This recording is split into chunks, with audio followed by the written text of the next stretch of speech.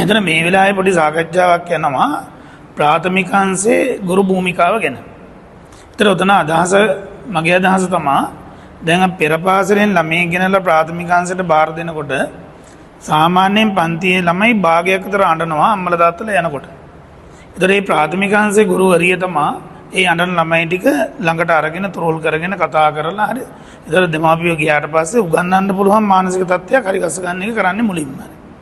ඒතකොට දෙමාපියන්ට ගෙදර ගිහිල්ලා නිදහස් මානසික තත්ත්වයක ඉන්න පුළුවන් වාතාවරණයක් තියෙන්නේ. එයාට විශ්වාසයක් තියෙනවා පන්ති කාමරයේ ඇතුලේ ඒ ගුරුවරිය ළමයි 30 35ක් ඉන්න පන්තියක් තමන්ගේ දරුවට හානියක් නොවන විදිහටයි අනික් ළමයින්ට හානියක් නොවන විදිහටයි හසුරවා ගනී කියන විශ්වාසය තියෙනවා. ඒතර මේක ලොකු අමාරු වැඩක්. මේක ලොකු අමාරු වැඩක්. මොකද චූටිම ළමයි ටිකක් ඒතර කියන කිසිම දෙයක් අහනවා අඩුයි.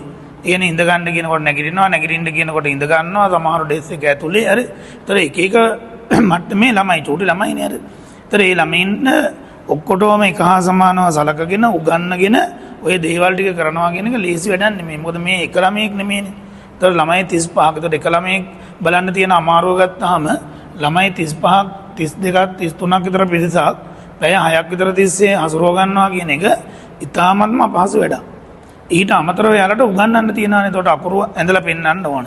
අකුරු ලියන්න බෑ අතින් අල්ලන් අඳින්න ඕන. ඊට පස්සේ අකුරු වල ශබ්ද කියලා දෙන්න ඕන.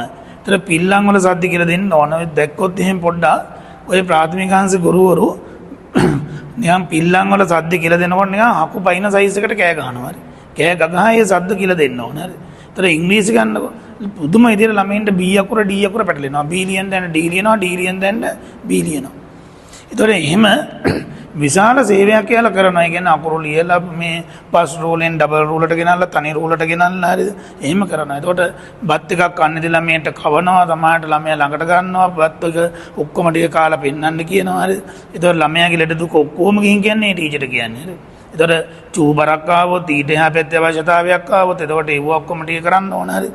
ඒ හැමදේම මේ ගුරුවරු ටික කරලා ක්‍රමානුකූලව මේ ළමයේ ගොඩනගනවා 1 සිට 5 දක්වා ප්‍රාථමික අංශය තුල. හැබැයි එයාලා ගැන ඒ කරන සේවය ගැන ඒක වැටුපට එහා ගිය සේවයක් කරේ. නමුත් ඒ ගැන නිසි ඇගීමක් ලැබෙන්නේ නැහැ.